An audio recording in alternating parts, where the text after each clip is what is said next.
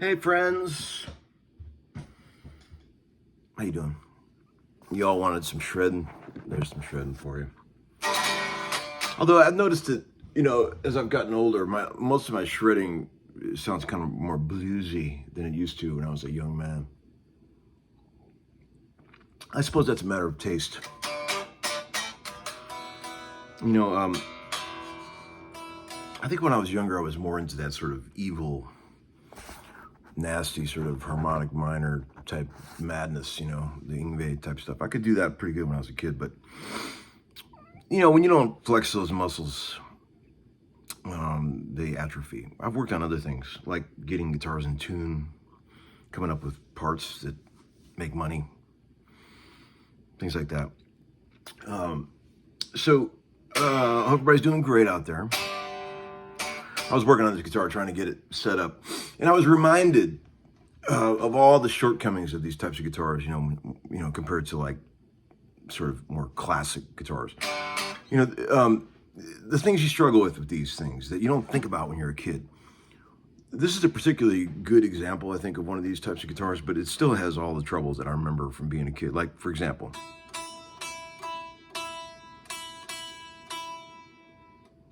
no. That's not how an open E string is supposed to sound, friends. you know, you got problems when you deal with this sort of, you know, metal sort of V-shaped nut cutout. Lord knows if it's coming from the gouged out saddle, but it's just not a pure note. Ugh.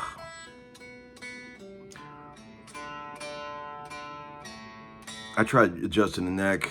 See, what these should have, what would be really cool, is if underneath the Floyd stuff, that if you took these, you know, the locks off, there should be height adjustments for the nut to go up and down. That would be crucial.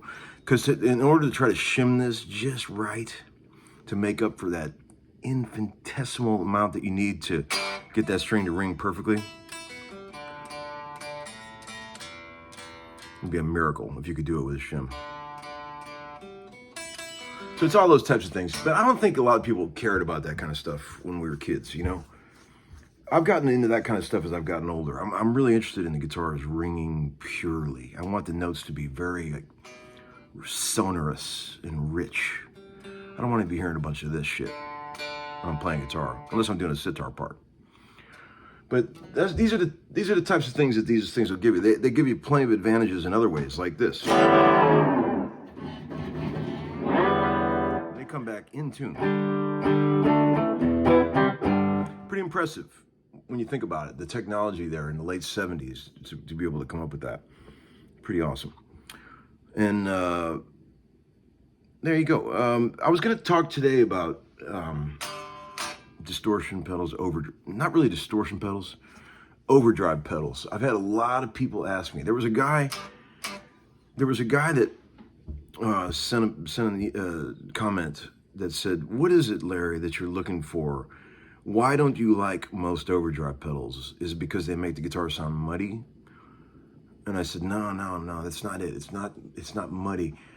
I just don't like when overdrive pedals sound like a pedal. Here's what I mean by that. I think of all the millions of effects out there in this world where we have 1,500 or so active pedal making companies, the hardest effect to get right, in my opinion, is overdrive. Anybody can make a good reverb pedal, delay pedal, EQ pedal, you know, wobble pedal, but to make a really great overdrive pedal that really doesn't sound like a pedal, I've only heard maybe a half a dozen in my entire life out of the thousands of pedals that I've tried. That's a very low percentage of pedals that I would say make that cut, in my opinion. Okay. See, there's, you know, these things are all very subjective, and you know, one man's trash is another man's treasure. You know, I mean, it just goes to show, I don't like tube screamers. I don't like clons. I don't like either one of them. I wouldn't be caught dead with either one on my board. So if you like those, then discount everything I'm about to say. But I've found over my 30 years of studio experience, there's only a few pedals that work for me. I'll list them. And I'm not talking about, this is not talking about distortion or like heavy overdrive. I'm talking about the kind of shit that I use in my day-to-day life, which is moderate, light distortion, heavy, dirty cleans and things like that. This is the kind of shit that I deal with because of the kind of music that I play, right? I don't need like a bunch of JCM 800s and heavy gain stuff for what I do, because it's not what I play, right? So if you play that kind of music, discount what I'm about to say. And then if you don't like me, then you can also discount what I'm about to say. But if you're into the kind of shit I'm into, which is like commercial music, you know, pop music, you know, classic rock type stuff, you know, then, you know, you might want to listen to this, okay? It's no secret that the original No Balls pedal, the Nobles ODR1, is my favorite overdrive, right? However, I don't always use it for everything. It's to me, it's an effect. There's other choices that I would use in certain places, right? To me, the No Balls is a little bit on the heavier, thicker side of things. You know, you can adjust it to not be that. But there's sometimes I like lighter distortions with a little more sort of moderate breakup, right? I'll give you a list of all the pedals I ever liked. I'm going to throw the Analog Man King of Tone on there with one caveat. I only like the left side, and I know there's different versions. I never use the right side. It sounds like a pedal to me. The left side, the light gain side, and I will also throw out the caveat that I've had a couple of different King of Tones, and I've only liked the first one that I ever had. I even sent a bunch of them to Mike and said, can you make them all sound like this first one? And it never could happen. There's some subtle differences. So maybe discount that. Maybe I only like that one particular one that I have. But I do love that pedal, and I use it a lot. That's on my main studio board, and it gets a lot of action. I love the sound of that pedal. For dirty cleans and stuff, it's fantastic. It's not quite as woolly as the no balls, and when I need that, like a little clearer type thing, it's great. Another pedal I would throw in the mix would be the Greer Lightspeed. To me, that's a good pedal for moderate, light distortion. I don't like the way it sounds when you start gagging up the gain too much, but it's for really like barely broken up AC 30 kind of jangle. It's great for that, right? And see, when you use a system like I do, where you've got several light gain overdrives, when you start stacking them, magical things will happen. And that's another thing that I rarely talk about. And then you mix that with the EQs, and then you get really magical things. And I would throw on the original Roger Mayer Voodoo 1. I've got one down here on the board, but it's one that a guy sent me recently. It's called a Classic, a Voodoo 1 Classic, and it looks like the original Voodoo 1, but it's not. It's the jacks are all in the wrong place, and it's weird. But the original Roger Mayer black and white Voodoo 1, okay, that's a good pedal. And again, it sounds like shit if you turn the gain up too high.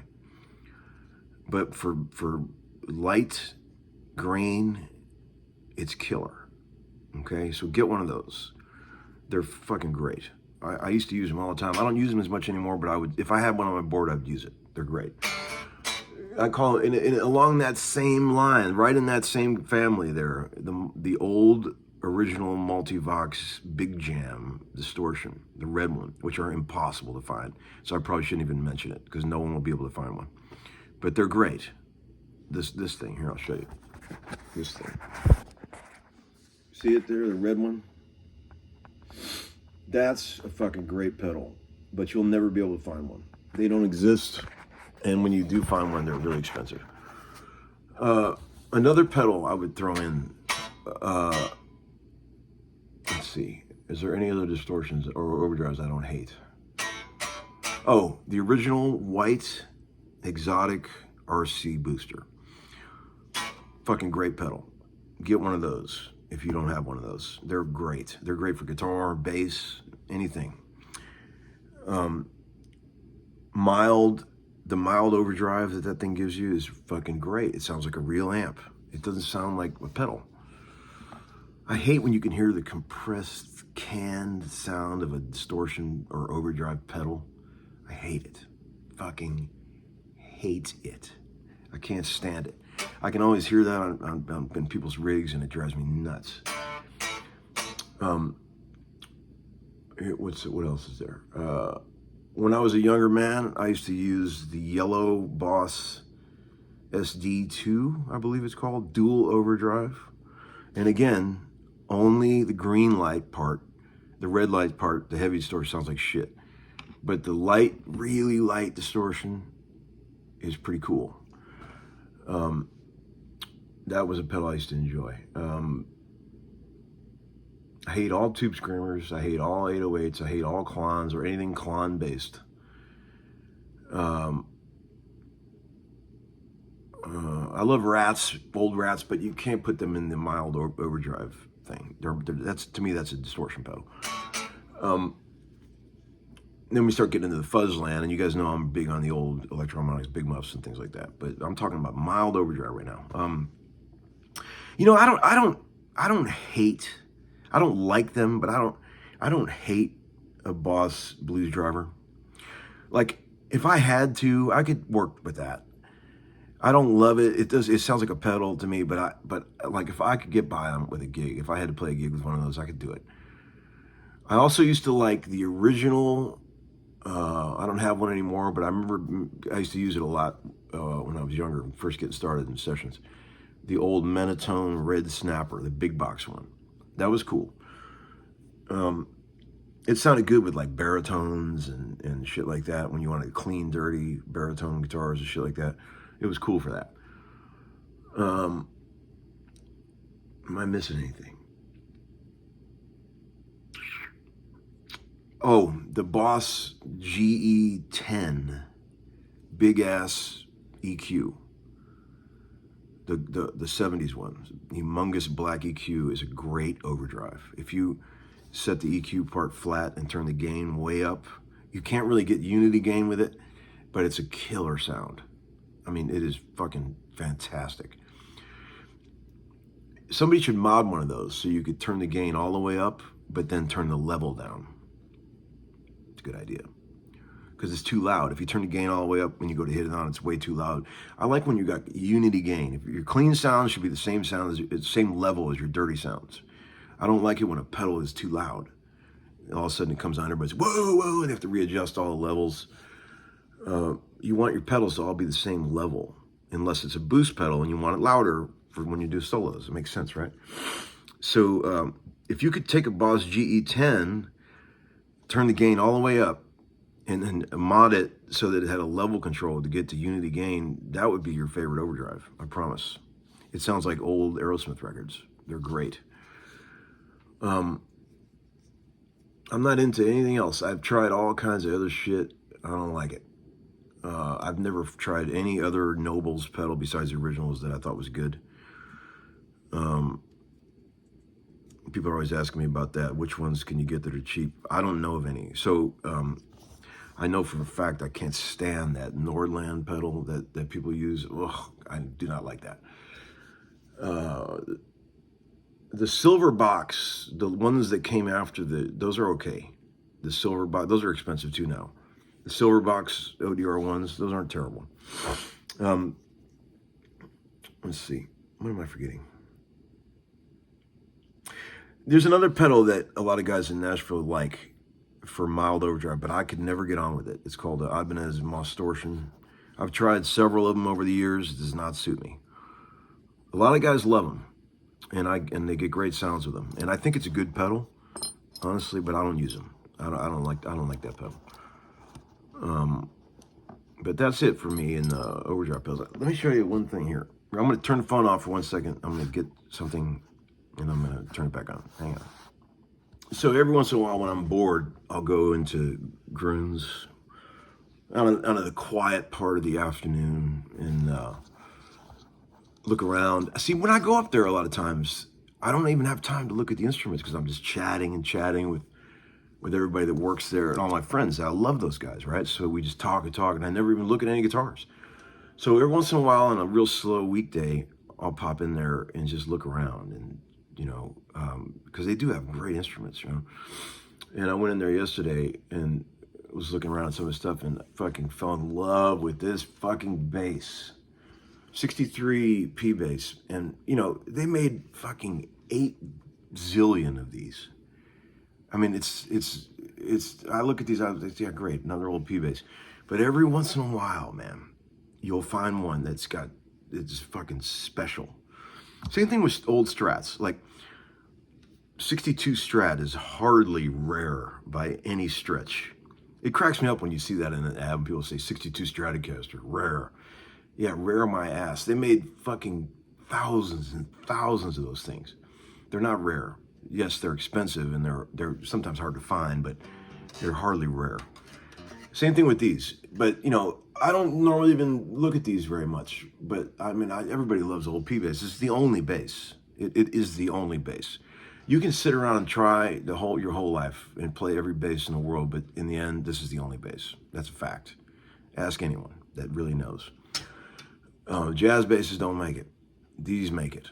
A jazz bass will work on 1 out of every 7 or 8 songs. This will work on every song. But man, this thing is light as a feather, and it's just fucking rings, man. Killer neck, not too flat. It's actually got a little bit of meat in the back. Sick bass, man. Fucking sick bass. I traded that 68 Telly for this. I had to work on Corey all day for that. Jesus, man. It took me forever to get out of there. They were hemming and hawing. But we worked it out. And you guys should have bought that 68 Telly. I was underpricing it. Everyone said the guys at Grooms were like it's worth a lot more than $14K. The thing was clean as a whistle. But I tried to throw you guys another bone. Nobody wanted it. It's okay. Okay, friends, that's it for today. I've tortured you enough. Hope you learned something. Life according to Larry. Over and out. Hey, Leo. Yeah. You want to go into sport mode? What? First, you got to hit this SRT switch here, and then you go to track, which is like full-on drag racing. Sport. Auto, you can customize, you get the eco. Let's do sport on the way to school. You want to? Alright, let's check it out. And then let's listen to some Red Barchetta. Rush.